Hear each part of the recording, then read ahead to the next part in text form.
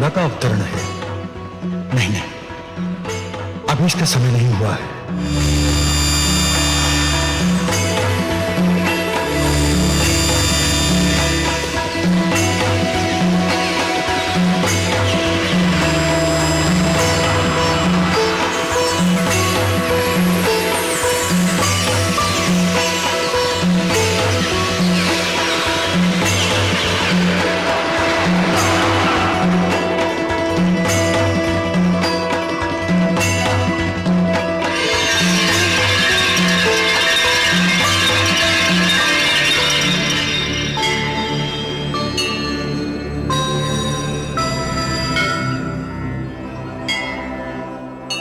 हे आदि प्रजापति, मुझे अपने कमंडल से मुक्त करने की कृपा कीजिए। मुझे धरती पर जाना है। धरती मुझे पुकार रही है। धरती को मेरी आवश्यकता है। मैं जानता हूं देवी गंगा, पृथ्वी पर आपका अवतरण नितांत आवश्यक है, किंतु अभी आपके पृथ्वी पर अवतरण का समय नहीं आया है।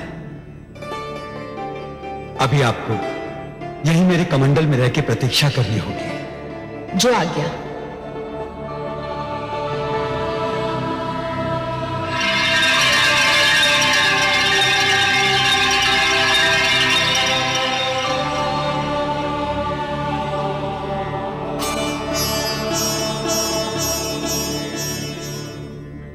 हे बलि, मैंने पहला पग उठाकर समस्त धरती और पाताल को नाप लिया है।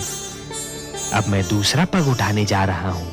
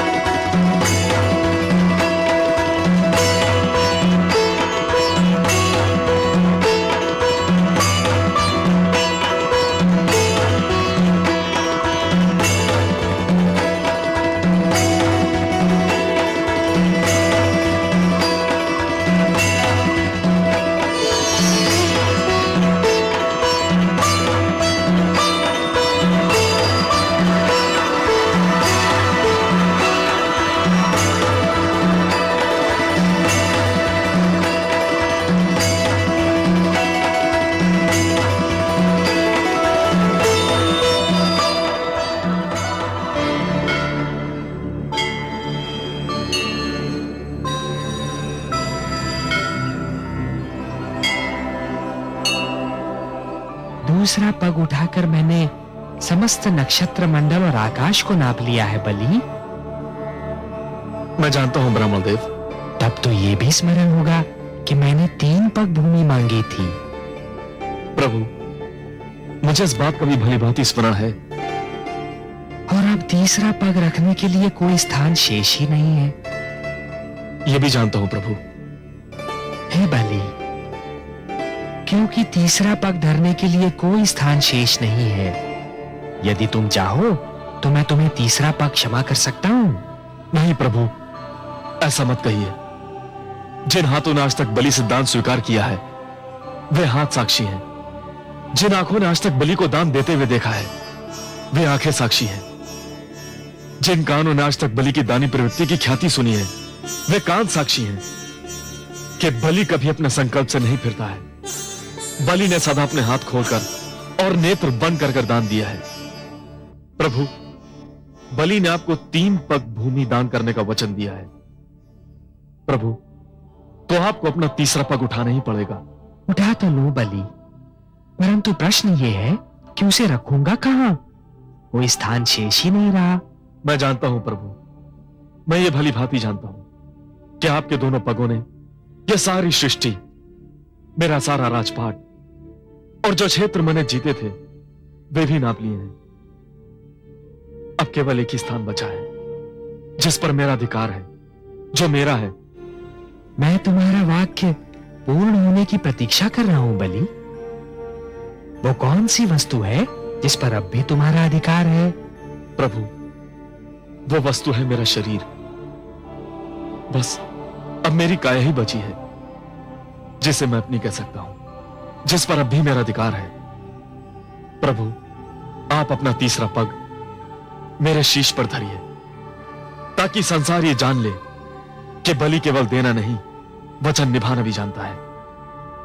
प्रभु, कृपा करके उठाइए अपना पवित्र पग और धर दीजिए मेरे शीश पर। प्रभु, यह मेरा आग्रह भी है, मेरा हट भी है और मेरी विनती भी है। हे बलि, यदि तुम्हारी यही इच्छा है और यदि तुम ये समझते हो कि इसी में तुम्हारा उद्धार है, तो मैं ऐसा ही करूंगा।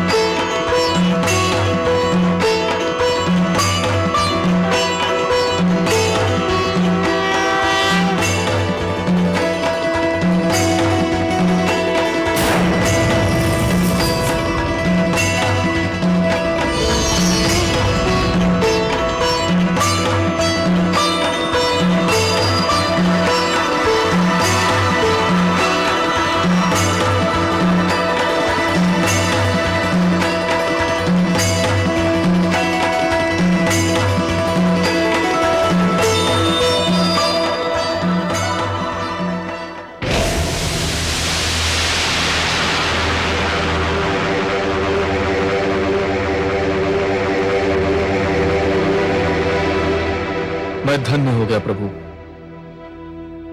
मैंने अपना वचन निभा दिया।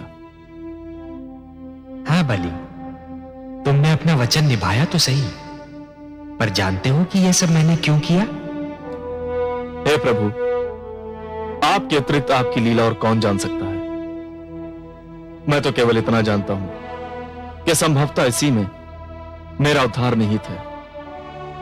बलि, तुमने अपने जीवन का प्रारंभ बड़े शुभ और उत्तम ढंग से किया था, परंतु जब तुम जीवन के दोराहे पर पहुंचे, तब तुम उस मार्ग पर चल पड़े बलि, जिस पर असत्य का डेरा था, अहंकार का अंधेरा था। यह वो मार्ग नहीं था बलि जो मेरे भक्त प्रहलाद ने चुना था।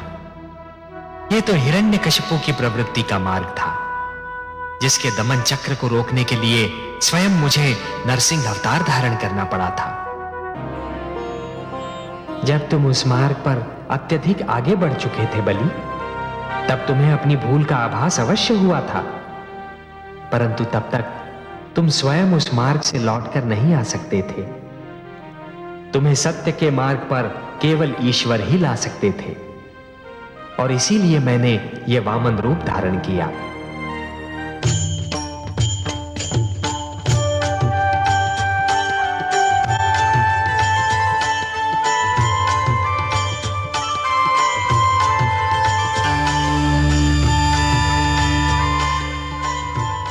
प्रणाम माता, आपकी जय हो।